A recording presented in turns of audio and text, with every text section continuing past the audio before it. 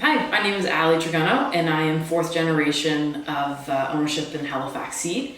So our company was established in 1866 and was bought by my great-grandfather back in the 1920s, who came here, brought his family, and then my grandfather and great-uncle took over, and my father, and now it's myself, my sister, and my mother who own the business. Where it's been in the family for 4 generations. We have staff that still work here that my grandfather hired.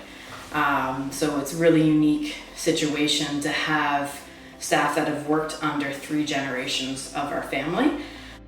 You know, with COVID, a lot of businesses have been negatively impacted, and we're very fortunate to have a business that's local and likes to support other local businesses.